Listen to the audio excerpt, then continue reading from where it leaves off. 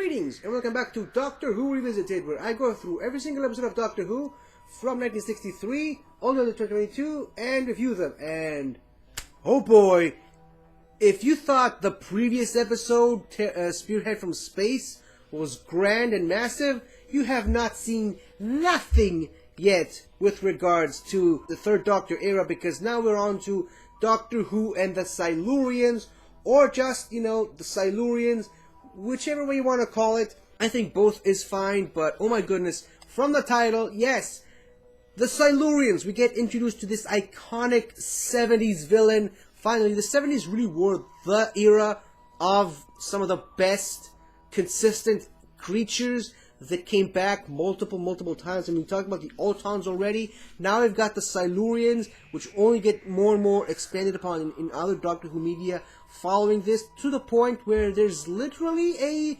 pseudo Doctor Who companion in the modern series that is a Silurian. Now, obviously, she's a modern Silurian as opposed to these classic Silurians.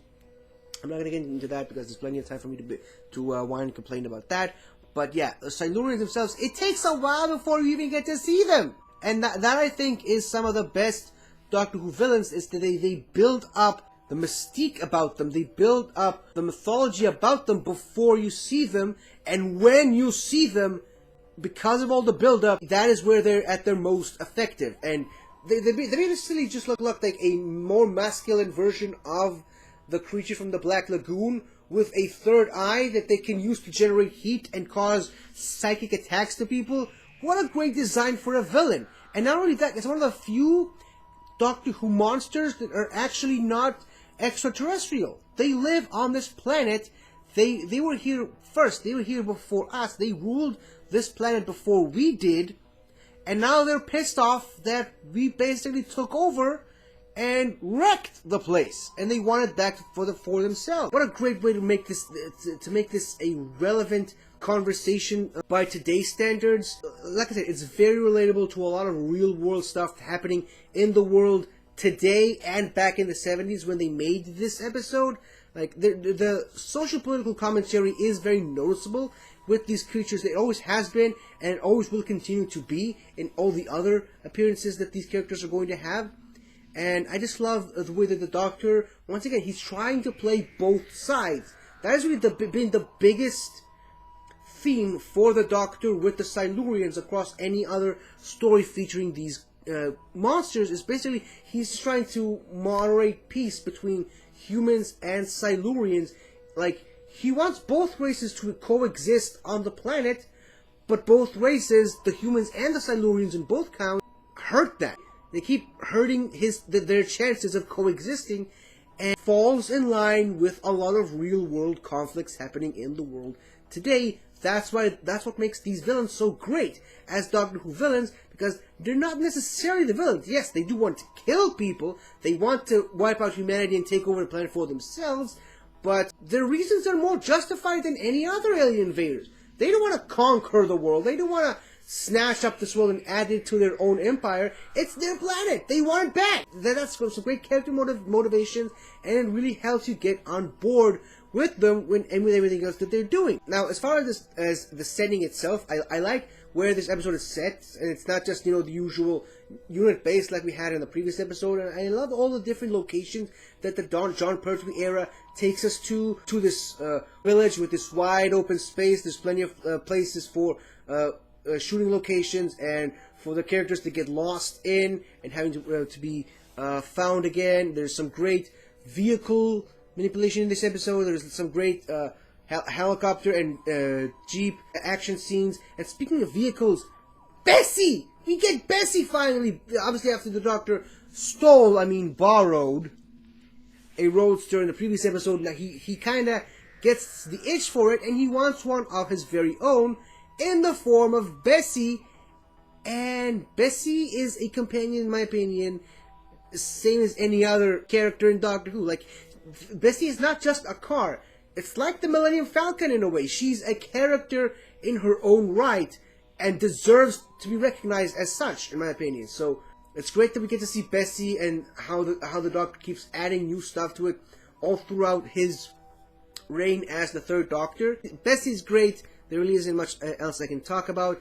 And honestly, going back to the Silurians for a bit, I love the camera perspective of it, where you get to see literally 3 eyes, like one eye, the second eye, and the third eye in the middle. It's sort of a triangular camera thing like that. That's another thing that Doctor Who does really good, is show us the world through the eyes of these different aliens. And if they have 3 eyes, naturally that's how the screen is going to look like. So I'm glad that they thought ahead about that they didn't just make that third eye as just a random prop that they can use. No, it actually does function as a proper third eye, as it should. The Silurian base camp looks really good. The caves with the dinosaurs running around looks really great. I like Peter Miles in this episode. Obviously, I like him better as Nider, but that's several seasons later down the line. I like him as the sort of the paranoid businessman who only thinks of himself and contradicts everything the Doctor says. And just a complete level of disbelief in everything that the Doctor says and everything that the Brigadier does, and he's just the guy that thinks everyone are out to get him, everyone are just against him, everyone wants him to fail, and he does eventually get what's coming to him. He does get his comeuppance, and it was so glorious when it does happen.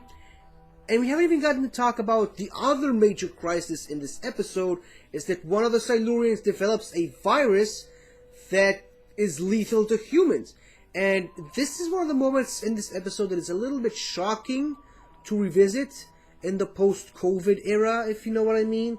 But, I mean, it's a bit too surreal, it's a bit too close to home with everything we've been through in the last couple of years. But, I mean, hey, that's how a plague starts. That's how a virus spreads. And the scenes of the minister, or whatever his name is, walking around London and everyone touching him getting infected and falling and dropping like flies. It's incredibly tension building. That was what I'm trying to say. And I think it's even more tension building nowadays because of COVID, because of what happened. We've kind of lived through that, and seeing that happen in the 70s in a Doctor Who story, it just elevates the storyline so much further in a weird way. We get this massive tension of first victim, the first victim, which is how one of the episodes end, and we get like first case of this virus in another country, and first case in London, and first case here, first case there, and we see the people dropping, and it's like it just goes from this political conflict of who should own this planet more, who has more rights to own this world, and it just shifts gears completely and it just becomes a plague story, a virus story. And it's great how they're able to take these two angles to the story and combine them in such a great way where one doesn't overshadow the other. And yeah, it's a great crisis for the Doctor to deal with. And I love the political intrigue between the Silurians themselves. One tries to help the Doctor find a cure, and the other one tries to undermine him. And it's great. And even after the Doctor finally discovers the cure and writes it down, the Silurians grab him, and then Liz has to figure out the formula for herself. And that's a really great character moment for her as a companion, as an assistant, I should say. And that's how they save it. And even after they save everybody, it's still not enough because the Silurians are back and they keep wanting more. And the Doctor then uses their own technology to outwit them and send them back dormant underground, hoping that one day he could broker peace between the Silurians and the humans. And then, of course, the Brigadier blows them all to Kingdom Come, which really does affect the Doctor. I mean, the Brigadier is under orders, obviously. I don't think he necessarily wanted to blow them up, at least not after what the Doctor said, but I mean, he still did pull the trigger. He had the choice not to blow them up. He could have convinced his superiors that it was better to keep them alive and maybe try to broker peace between them, but at the end, he went for the easier option, which is just to pull the trigger. And even though he didn't necessarily pull the trigger himself, he issued the command, which it's kind of sad, and the Doctor's frustration with this is understandable. And you understand why, and you get why the Doctor was hesitant to help the Brigadier for the next couple of stories off television, that is. Because that is a pretty big, major shift in the Doctor's character outside of the on-screen realm, I should say. But yeah, I think that's it.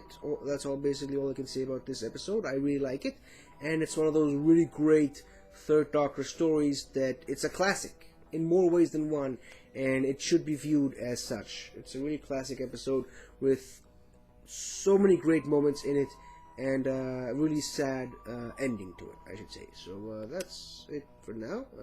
Thank you for watching. If you have, I really hope you enjoyed this review. Let me know what you think about the Silurian episode, and do you think the Brigadier made the right choice at the end?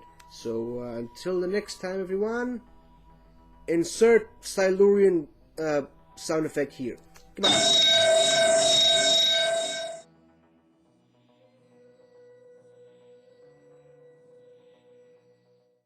Hi there!